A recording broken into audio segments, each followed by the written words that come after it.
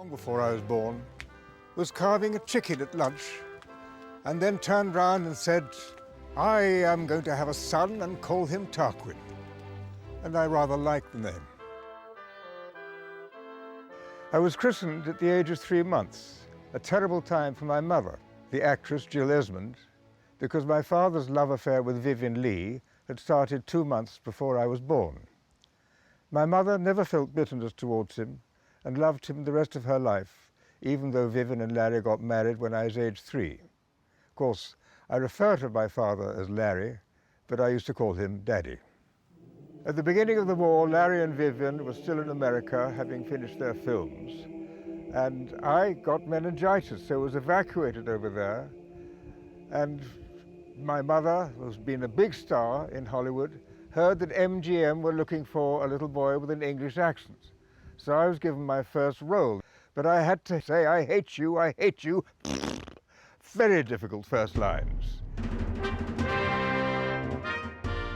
Michael Grandage is producing Henry V, which of course was one of my father's great film roles. This was one of his very favorite theaters and had many, many successful productions.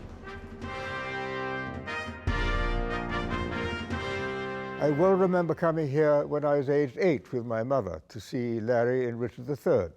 And he limped in and used an extraordinary voice nobody had heard before. And wet my cheeks with artificial tears, and frame my face to all occasions.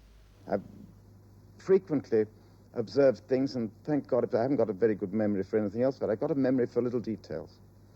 And I've had things in my back of my mind for as long as 18 years before I've used them.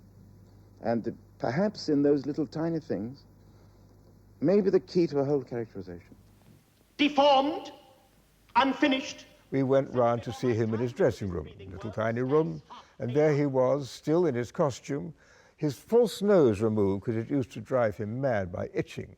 But he kissed me, and with the rest of his makeup still on his face, it made me feel as if I were kissing a painting by Rembrandt before the oil had dried.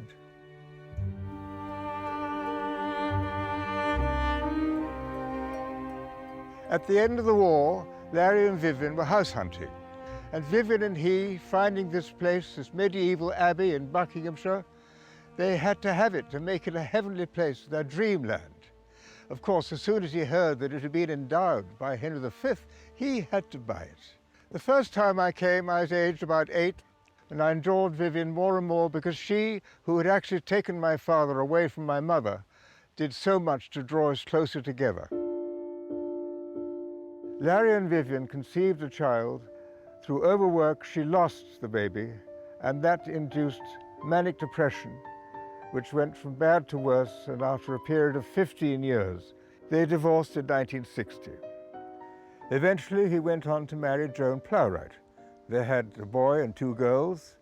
Meantime, I got married and started a family, so one way and another, with a large family, it was difficult for us to get together all that frequently. After 17 years, we grew much closer again, and he had a little place in Stenning in Sussex, and I went there with my wife and family, but he always wanted to work, work, work. That was really what he felt he was here for, until 1989, when he died.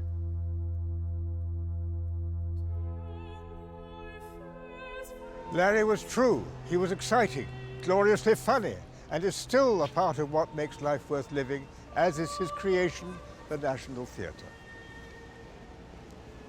But to mark the centenary of his birth, I commissioned this statue of him as Hamlet, one of his great roles, and he said about that role he'd used no makeup at all, unlike every other role he ever played. He used his own face, acting true to himself, more like a husband than a lover.